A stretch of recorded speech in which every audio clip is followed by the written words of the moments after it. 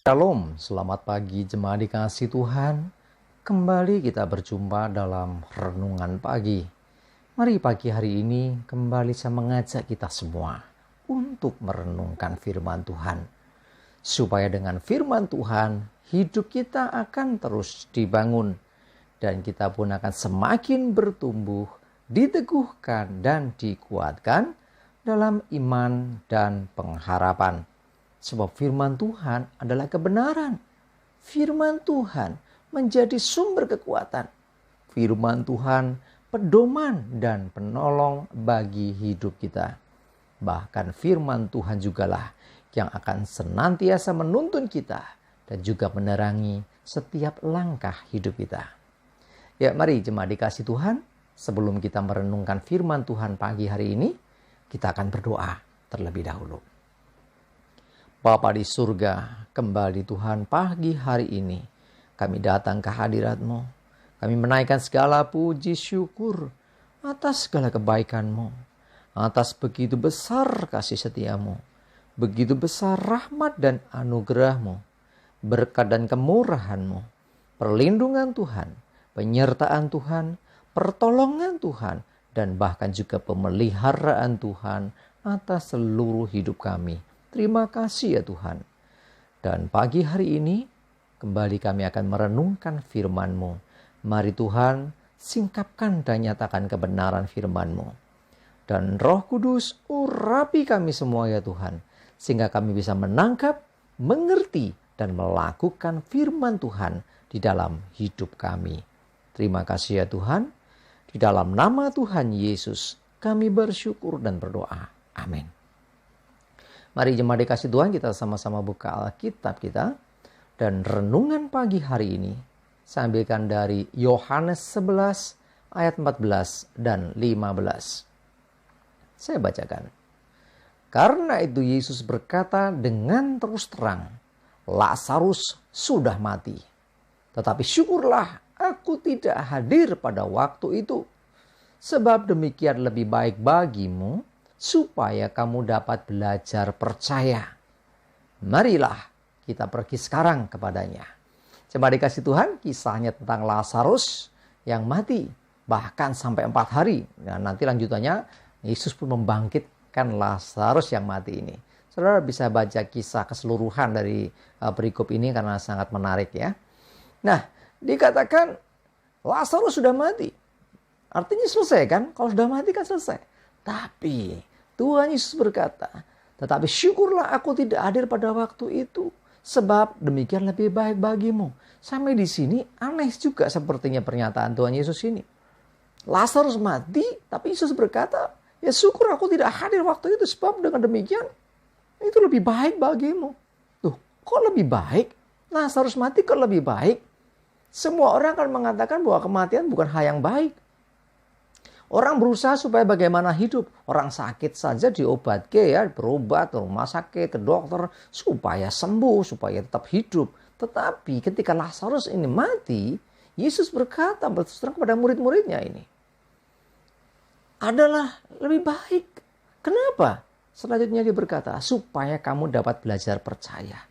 Nah, sampai sejauh ini saya yakin murid-murid masih bingung. Maksud Tuhan Yesus ini apa? Lazarus mati, padahal Yesus kenal baik dengan Maria dan Marta yang adalah saudaranya dari Lazarus ini. Tetapi kenapa ketika Lazarus mati bukannya wah ikut berduka gitu ya. Tapi Yesus berkata adalah baik, aku tidak hadir waktu itu. Nah, kalau Yesus hadir, ya Lazarus tentu kemungkinan tidak mati ya. Kalau kita baca selanjutnya, Marta pun berkata, Guru seandainya engkau ada di sini kemarin, saudaraku nggak akan mati. Tetapi Yesus berkata enggak demikian. Karena justru di balik apa yang tidak baik, di balik apa yang kita anggapnya kegagalan, di balik apa yang kita anggap sebagai sudah selesai, tetapi Yesus sanggup berperkara secara luar biasa. Karena kisah selanjutnya ini adalah Yesus akhirnya memanggil Lazarus yang mati itu bangkit dan hidup kembali. Nah, ini yang dimaksudkan Tuhan Yesus tadi, supaya kamu dapat belajar percaya. Kalau engkau percaya, engkau akan melihat kemuliaan Allah. Dan Yesus menyatakan kemuliaan itu dengan dia melakukan mujizat, yaitu Lazarus yang mati dihidupkan kembali. Jemaat dikasih Tuhan, Kalau kematian Lazarus saja yang oleh sebagian besar orang, bahkan orang-orang pada waktu itu dianggap sebagai sudahlah, ya, ini berakhir sudah, tidak ada harapan lagi, sudah mati, bahkan sudah dikuburkan, ya, kisahnya. Tetapi bagi Yesus tidak ada kata terlambat. Bagi Yesus tidak ada perkara yang sukar. Bapak sudah dikasih Tuhan, mungkin kau berkata, ini sudah nasibku, ini sudah mentok, aku sudah berusaha, ya mungkin takdirku seperti ini. Selama ada Yesus, tidak ada perkara yang mustahil. Karena itu, apapun situasi dan keadaan hidupmu, selalulah pastikan Yesus ada dalam hidupmu. Pastikan Yesus hadir menuntun hidupmu. Pastikan ada Yesus yang bersama-sama dengan engkau. Sehingga ketika ada Yesus, maka ada mujizat. Ketika ada Yesus, perkara-perkara yang kita anggap selesai, ya karena sudah nggak ada harapan lagi, akan ada harapan baru. Seperti yang terjadi atas diri Lazarus. Ya, jadi kisah ini menarik sekali. Lazarus mati dan dikuburkan sudah 4 hari, harusnya sudah bau. Ya kan? Tetapi dibangkitkan dan hidup kembali. Bagi Yesus tidak ada perkara yang mustahil. Bagi Tuhan tidak ada yang mustahil. Ya, karena itu mari, apapun masalahmu, apapun pergumulanmu, mungkin kau sudah bergumul sekian tahun, mungkin bisa sampai puluhan tahun, belum juga ada solusi. Mungkin kau merasa ya sudahlah, ya. Tetapi coba kau datang pada Yesus. Ya, kalau dia Tuhan yang sanggup bikin mujizat di masa yang lalu, dia pun sanggup dan akan melakukan mujizat juga di masa yang sekarang. Jadi kuasanya tetap sama. Dahulu, sekarang, dan sampai selama-lamanya.